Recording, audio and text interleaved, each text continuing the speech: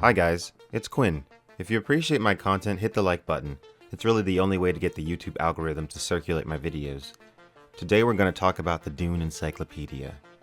Whenever this book is mentioned anywhere, you're bound to see at least some people screaming at the top of their lungs, "It's not canon."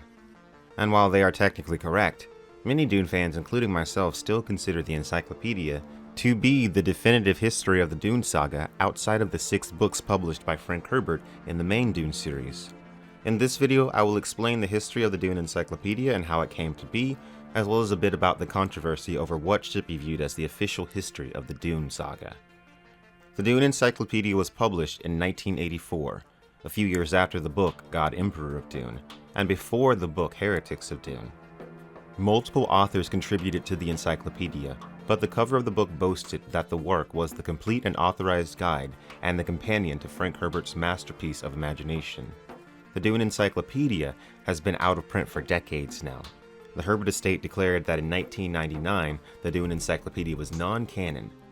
This was at the same time that Brian Herbert and Kevin J. Anderson started releasing their own Dune prequel novels, which offered contradicting explanations for many historical events. Frank Herbert had approved the Dune Encyclopedia, though he did state that he reserved the right to move the story forward as he saw fit, regardless of the encyclopedia. Still, there are only a few minor discrepancies when comparing what is stated in the encyclopedia to Frank Herbert's last 2 Dune books.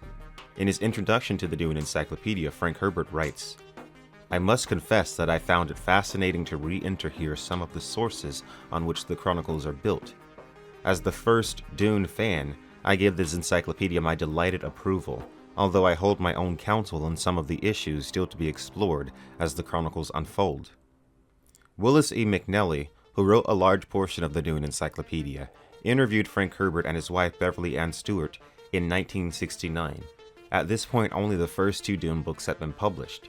The interview is almost an hour and a half long, and if you haven't listened to it, I highly suggest you do.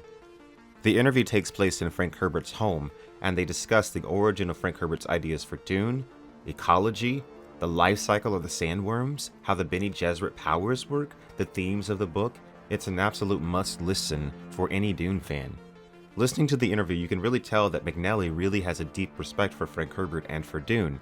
So by the time McNelly was involved in creating the Dune Encyclopedia, he already had known Frank Herbert for 15 years and had been familiar with his work for even longer.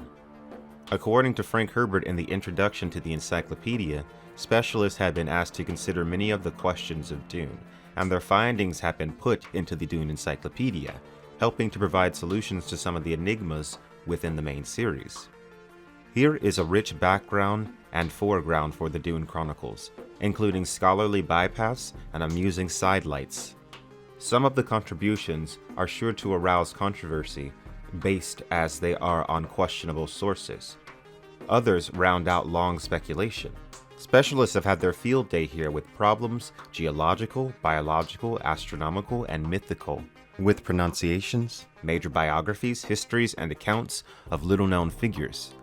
Though the encyclopedia is a real book in the real world, it is also published in-universe. In the opening of the book God Emperor of Dune, an archaeologist named Hattie Bonato recounts the story of Leto II, the God Emperor. This takes place centuries after the death of the God Emperor, and more than 5,000 years after Paul Atreides' jihad. Hattie Bonato had discovered Leto's journals, written on Redulian crystal paper, hidden away for many hundreds of years. Hattie Bonato was also responsible for editing the Dune Encyclopedia in 15540, according to the Dune Encyclopedia itself. Now, as I've said, the encyclopedia has been out of print for many years, and that's no mistake. The Herbert estate simply does not approve of the Dune Encyclopedia, and it's pretty clear why. They've got a giant saga of Dune books that provide alternate accounts. At this point, there are twice as many books in the Dune Saga not published by Frank Herbert as there are books actually written by Frank Herbert himself. And to top it off, many of the ideas presented in the expanded Dune book seem to clearly contradict the work of Frank Herbert far more than anything in the encyclopedia. The encyclopedia really does just act like a companion to the Frank Herbert Dune books, unlike the expanded books which attempt to inject new concepts and ideas. The problem is, often, These ideas feel foreign and out of place coming off of the work of Frank Herbert. The universe itself seems noticeably less mystical and mysterious in the expanded Dune books, especially since several of them act as bridges between the main Dune books, which diminishes the intrigue significantly. Supposedly, the expanded books are based on notes that Frank Herbert left behind, which were locked away in a security deposit box. Though this has been the story for years, the public has never seen a glimpse of these notes. At the moment, there have been 14 books published after Frank Herbert's death. There's another planned to be released this year, and another coming the year after that. Now, I wouldn't have a hard time believing that Frank Herbert left a few notes behind, but 16 books worth of notes? I just don't know. So for me, when I consider the history of the Dune universe, I lean towards the Dune Encyclopedia.